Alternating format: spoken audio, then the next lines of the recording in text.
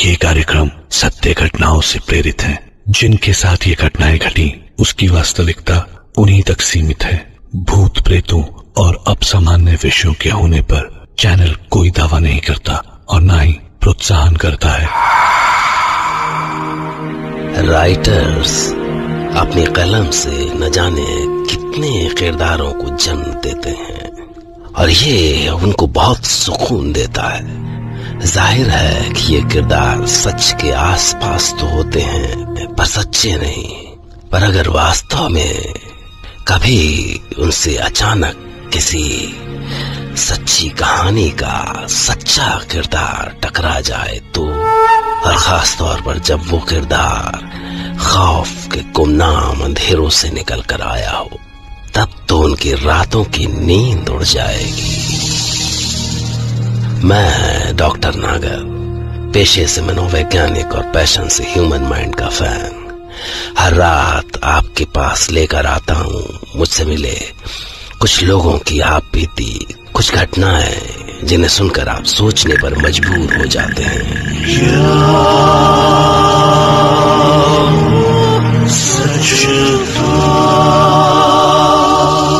आज की कहानी मुंबई के एक राइटर बिपिन घोष की आप बीती है।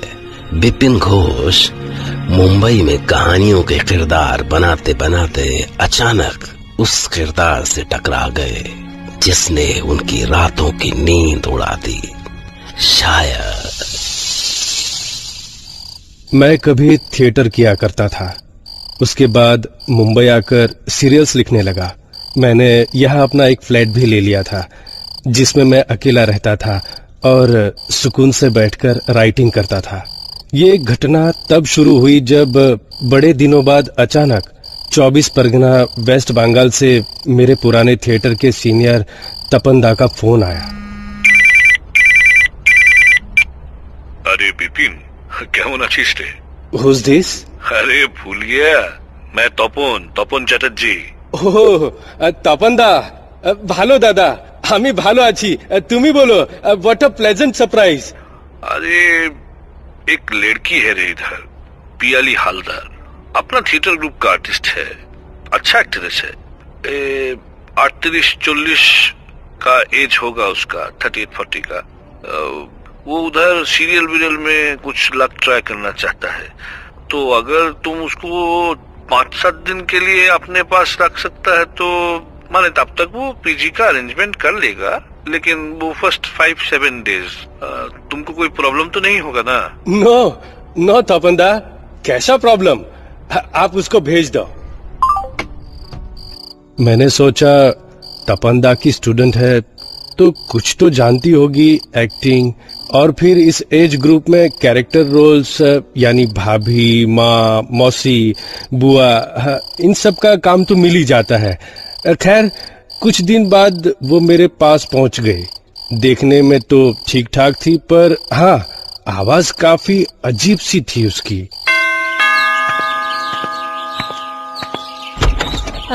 Hello sir. फ्लैट ढूंढने में कोई प्रॉब्लम तो नहीं हुआ तुमको? अब कैसा प्रॉब्लम? बट मुझे काम तो मिल जाएगा ना सर? हाँ। किधर गया? किधर? क्या ढूंढ रही हो? अब पेन ड्राइव थी सर, अब मेरा शोरील वाला। अब आप देखोगे नहीं तो आपको पता कैसे चलेगा कि मैं कितनी अच्छी एक्ट्रेस हूँ। अब मैं यहाँ पर आ गई हूँ तो मुझे टाइम वेस्ट नहीं करना है, काम करना है सर, बहुत सारा काम करना है और जल्दी करना है। सबसे बड़ी बात, वो काम के लिए इतनी डेस्परेट लगती थी। मतलब अभी वो मुझसे पहली बार मिली थी और पहले 20 मिनट में तो वो 2 बार और 4 घंटे में 6 बार बोल चुकी थी। सर मेरी शोरील देख लीजिए ना प्लीज सर, एक बार देख लीजिए, बहुत ही इम्प्रेसिव है, मजा आएगा आपको, प्लीज देख लीजिए ना। मैं उलझन में पड़ गया कि अगर ये सीरियल्स के लिए इतनी डेस्परेट है तो 38-40 साल तक 24 परगना में कैसे रुक पाई। फिर सोचा ठीक है, जैसी भी है मुझे जिंदगी भर कहाँ झेलना है इसे। हफ्ते 10 दिन रहेगी, फिर जब कहीं पीजी अकोमोडेशन का अरेंजमेंट हो जाएगा तो चली जाएगी। बट यू नो, कुछ अजीब सी बात थी कि वो मुझे कभी कुछ खाती पीती हुई नहीं दिखी। मतलब जब भी मैं उसे खाने के लिए पूछता वो कहती, मैं खा के आई हूँ सर। वो शूट पे गई थी ना डायरेक्टर से मिलने, तो वही खा लिया। हाँ, खा लिया मैंने। या कभी कहती कि मैं राइस नहीं खाती, मुझे दाल से एलर्जी है, तो कभी कहती आज मेरा व्रत है, या कुछ भी। इसके अलावा वो मुझे कभी फोन नहीं करती थी, हमेशा मैं फोन करता था कि नई नई है मुंबई में, कहीं रास्ता ना भूल जाए, कोई दूसरी प्रॉब्लम ना आ जाए, तो मैं ही उसे फोन किया करता था।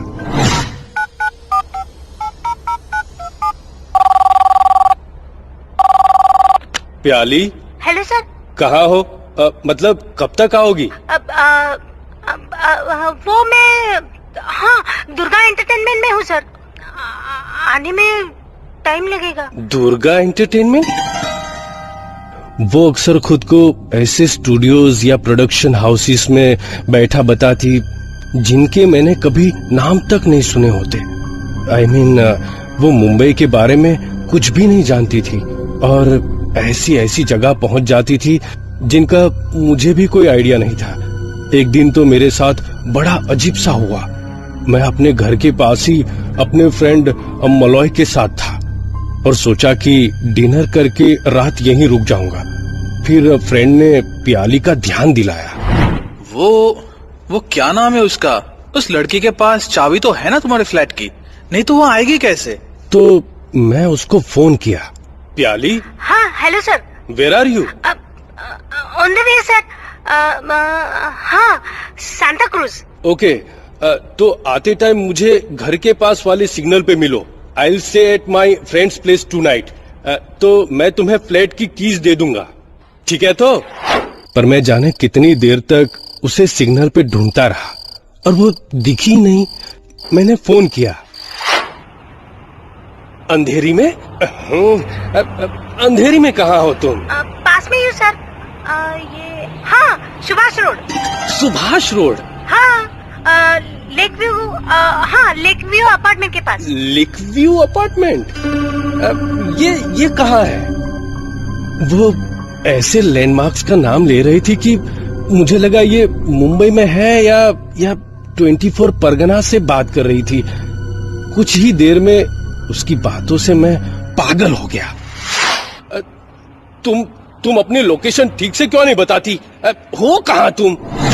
पर जब मैं फोन पर ही बुरी तरह से चिल्लाने ही वाला था कि तभी वो मुझे सामने रोड की दूसरी ओर खड़ी दिखाई दी। मैंने ट्रैफिक के शोर के बीच उसे रोड पार करके इस साइड में आने के लिए इशारा किया, पर वो तो मेरा इशारा पाते ही रोड क्रॉस करने लगी, बिना ये देखे कि ट्रैफिक पूरी रफ्तार से भाग रहा है। मैं उसे रोकने के लिए चीखा, रुको! नहीं, रुको!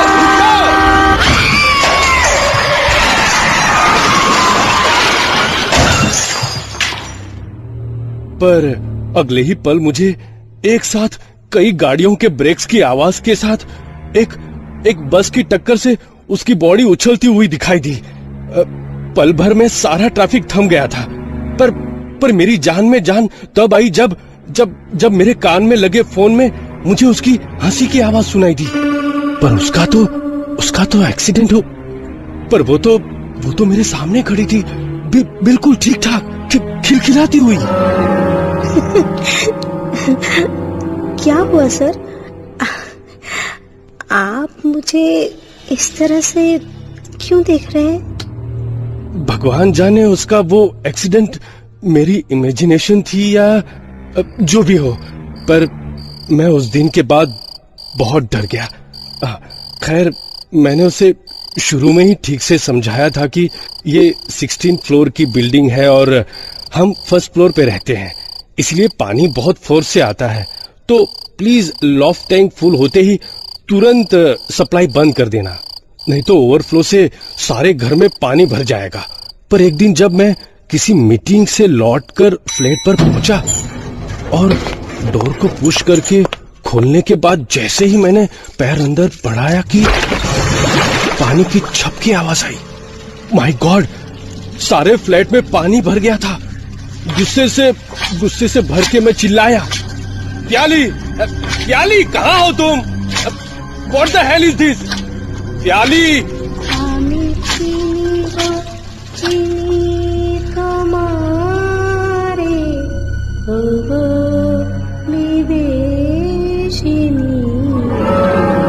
मुझे उसकी आवाज लॉफ्ट स्पेस से सुनाई दी। वो वहां वाटर टैंक के बगल में बड़े आराम से बैठकर मुस्कुरा रही थी। तुम यहाँ ऊपर क्या कर रही हो? मुझे जवाब मिला, नीचे पानी भरा हुआ था तो मैं ऊपर आ गई। पर कैसे? तुम वहां इतनी ऊपर चढ़ गई कैसे? इसका जवाब उसने मुझे नीचे छपाक से कूदते हुए दिया।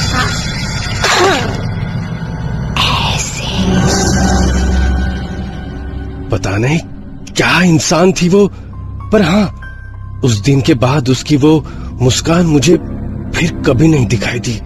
शायद इतने दिन भटकने के बाद भी उसे कहीं कोई काम नहीं मिला था, इसलिए अब वो हमेशा चुपचाप रहती, कुछ गुस्से में, अपने आप में खोई खोई सी। अक्सर बेड पर उकड़ू बैठकर अपने घुटनों पर चिन टिकाए जोर जोर से हिलती और बड़ी अजीब सी आवाज निकालती। कहते हैं मुझे एक्टिंग नहीं आती, मुझे काम कैसे मिलेगा? कैसे काम नहीं मिलेगा? देखती हूँ मैं। धीरे धीरे उसका गुस्सा इतना बढ़ता गया कि अक्सर मुझे देख के भी अजीब सी आवाज में गुर्राने लगती।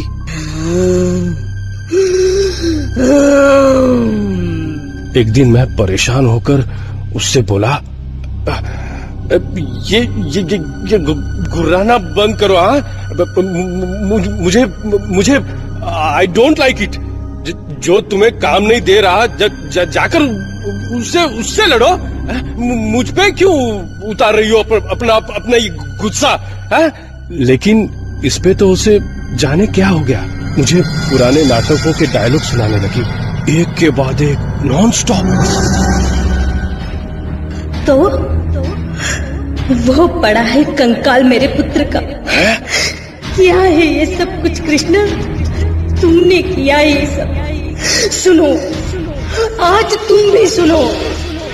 मैं तपस्विनी गांधारी अपने सारे जीवन के पुण्यों का, अपने सारे पिछले जन्मों के पुण्यों का बल लेकर कहती हूँ, प्रभु हो या परात्पर, कुछ भी हो, सारा तुम्हारा वंश इसी तरह पागल कुत्तों की तरह एक दूसरे को परस्पर फाड़ खाएगा। तुम खुद उनका विनाश करके कई वर्षों बाद किसी गले जंगल में साधारण व्याघ्र के हाथों मारे जाओगे। प्रभु हो, पर मारे जाओगे पशुओं की तरह। ये श्राप है गांधारी का, श्राप है तुम्हें।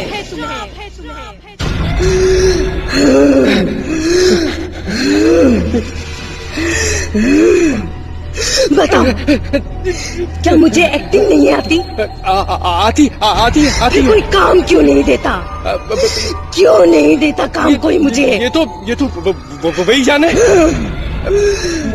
मुझे छोड़ो, मुझे छोड़ो। मैंने क्या किया? मैं इस पर तो वो मुझ पर झपट पड़ी। तो तुम काम क्यों नहीं देते मुझे? पर मैं तो राइटर हूँ। तुम भी उन्हीं में से एक हो, बिल्कुल वैसे। पर अब कोई मुझे चीट नहीं कर सकता। मुझे काम चाहिए, अभी इसी वक्त चाहिए। मैं काम दे रहा हूँ ना, मैं दे रहा हूँ काम। झूठे वादे, सब झूठे वादे करते हैं। झूठे वादे, सब झूठे वादे करते हैं। मुझे वादे नहीं, काम अभी चाहिए, इसी वक्त चाहिए। सुना तुमने? इसी वक्त काम चाहिए मुझे। मैं ही जानता हूँ कि उस दिन मैं खुद को कैसे बचा पाया। वो तो जैसे पागल हो गई थी और उस दिन के बाद से मैं इतना डर गया कि ठीक से सो भी नहीं पाता था। फिर एक रात करीब 9-10 बजे होंगे कि मैं लाइट ऑफ करने के बाद सोने की कोशिश ही कर रहा था कि तभी मुझे उसके रूम से अजीब सी डरावनी आवाजें सुनाई थी। मैं इतना डर गया कि मैंने सर से पांव तक चद्दर ओढ़ ली और किसी तरह सोने की कोशिश करने लगा। तभी मुझे लगा कि कोई मेरी चद्दर खींचने की कोशिश कर रहा है। मैंने डर से आंखें कस के खींच ली, पर अचानक किसी ने खींच के मेरे चेहरे से चद्दर हटा दी। लेकिन जब अगले कुछ पल कुछ नहीं हुआ तो धीरे से मैंने आंखें खोलने की कोशिश की, पर जैसे ही मैंने आंखें खोली अचानक उसका चेहरा मेरे सामने था और अचानक दोनों पंजे मेरे गले पर कस गए।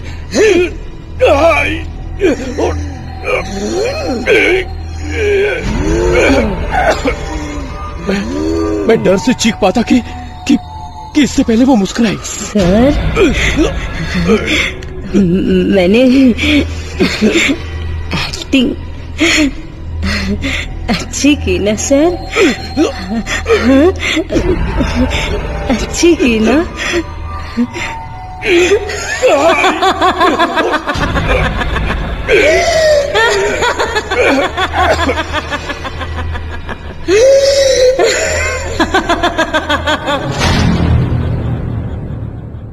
मुझे लगा कि अगर मैंने इससे आज और अभी छुटकारा नहीं पाया तो मैं पागल हो जाऊंगा, और मैंने तपन दा को फोन लगाया।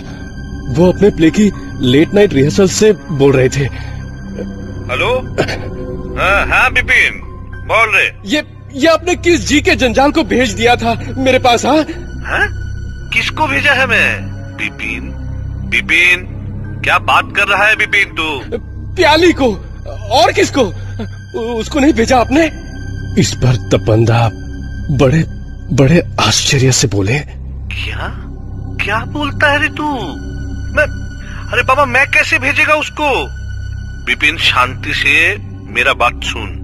वो बेचारा मेरे को बोला था कि मैं बात करे तेरे से, तो मैं उसको बोला आज तो बहुत लेट हो गया है, और फिर हमारे पास बिपिन का नंबर भी नहीं है। कल जब तू जेएसएल में आएगी तब तक मैं उसका नंबर अरेंज करके उससे फोन पे बात करेगा, और मैं बिपिन से तेरा भी बात करा देगा।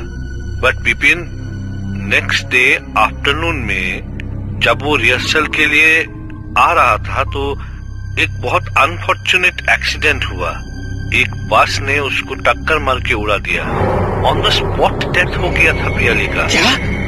बिपिन, मुझको लगता है तू किसी तरह का दुष्स्वप्न देख रहा है। I think you must go to a psychiatrist. सुन रहे बाबा, ख्याल रख लीजिए।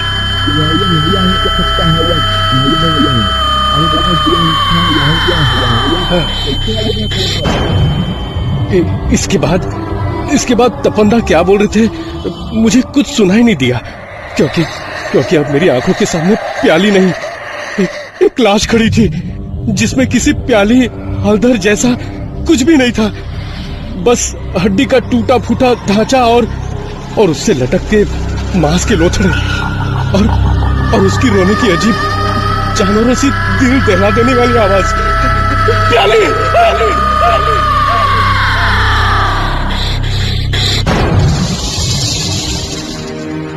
सवाल है कि अगर पियाली पहले ही मर चुकी थी तो क्या बिपिन के पास उसका प्रेत आया था?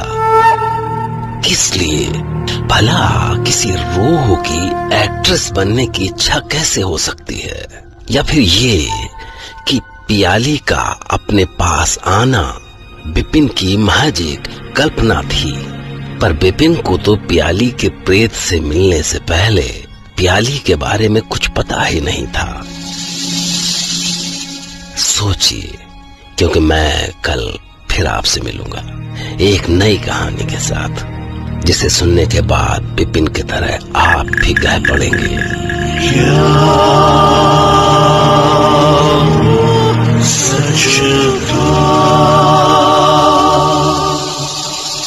और आखिर में एक बात, क्या हाल में ही कोई आपके घर आने वाला है। सावधान रहिएगा, क्योंकि ऐसे लोग हमेशा जिंदा नहीं होते। Okay, good night and take care.